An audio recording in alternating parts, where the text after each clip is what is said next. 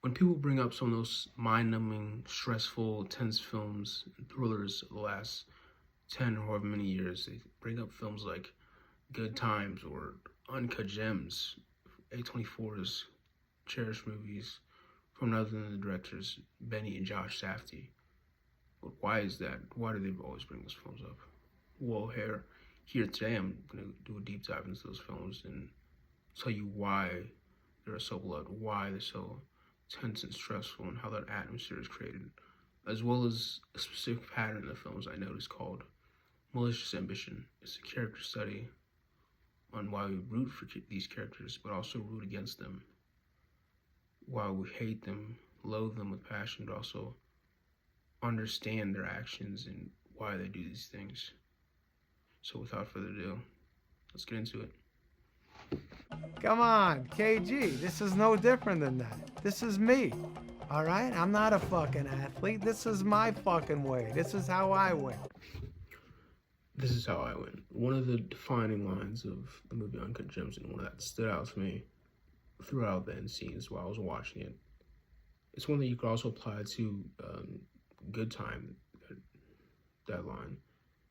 It's sort of like a line that rationalizes evil or tries to understand it. It's not what anybody else wins. It's not how the whole world wins. It's how they win, how they fix their problems, how they try to navigate through life and make it. See, despite all of Howard's flaws and everything that he does wrong throughout the film again and again and again, there's still a sort of lingering feeling of rationalizing with him, understanding his character and why he does his actions, specifically gambling, the fact of gambling. And despite gambling, it's a matter of pushbacks and risk it has, there's a sort of reason why he fell into those spiral and do it continuously, and why Howard does it continuously.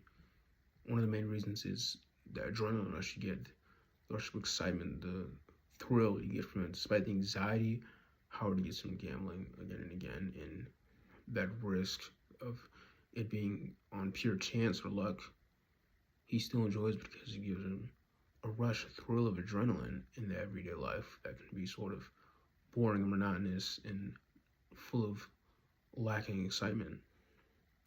So gambling is a way of getting excitement in that everyday life that can feel sort of stale or rough. Another reason why gambling is his go-to is because obviously it's the easiest gateway to sort of getting out of that everyday life that you have to work hard to get money. So all you gotta do is get a parlay hit or bet on $1 million and boom, there you go. The money is there, or you can just retire or whatever, and then you go break out the cycle of life. It's that easy. Boom. You gotta flip a switch, bet some money, and then you get the win. Get out of all of your pleasure, all your pains. Have pleasure more often, and not have to work. That's why Howard keeps doing it over and over and over. Because one day he thinks he'll get that big win. And that's why the gambling cycle is depicted as something so toxic, so bad, but so understandable why people keep going back to it again and again and again. And like how Howard goes back to it again, why he does it. That's why you rationalize with Howard. The same exact thing could be applied to our protagonist in Good Time, Connie, who leads a life of crime, destruction around the streets of New York, not putting in consideration anybody else and destroying their lives for the sake of his and fixing up his own life and getting out his brother in jail. We still rationalize and sympathize with him even more than Howard because you have that motive lingering, him having good intentions of saving his brother that's disabled from being in jail or stuck in that hospital. You feel that sort of sympathy for Connie because of the motive, because of what he's doing this for, what he's doing, the crime and everything. For he's doing it to save his brother. So that immediately makes you think and build sympathy for him, knowing that his intentions aren't built off of pure corruption and destruction, but it's built off of love and ambition to save his brother.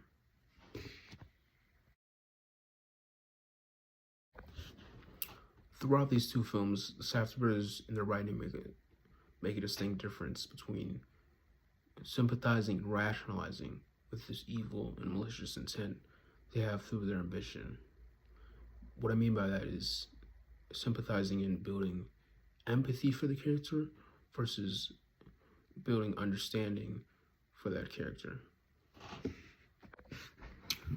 Throughout the film and when watching Uncut Gems, you sort of understand Howie and his actions and why he does all of this, but you never fully sympathize or try to feel bad for him throughout because his actions are harsh, rough, without any sort of love or addition that's good under it. It's just pure bad and mistake after mistake every time. But he never backs it up with any motivation that's backed by anything that's doing for the good or for better of anybody else other than himself. But the thing with Connie is that his motivations and actions are backed by saving his brother, his disabled brother, from jail, what could possibly end up bad for him. He's putting himself above others by doing those actions despite them being bad and being wrong and horrible for society and everybody around him. So to wrap up the video, that is why I love the Safdies, that is why I love their films, their movie, and everything that they do. And it's not just a mind-numbing, stressful, anxiety-inducing experience while watching them. It's an interesting, and insightful character study on the most vile parts of humanity and why we should try to learn and understand them more. And how many people are ambitious and where the line of ambition should be drawn and how far we should go and where we should stop at. And why these people of humanity are bad, but also at the same time understandable for why we should do these things. It's an important thing to learn about our world, our society, and the people in society, and why they do these things. Thank you for watching, and let me know your thoughts on this in the comments. See ya.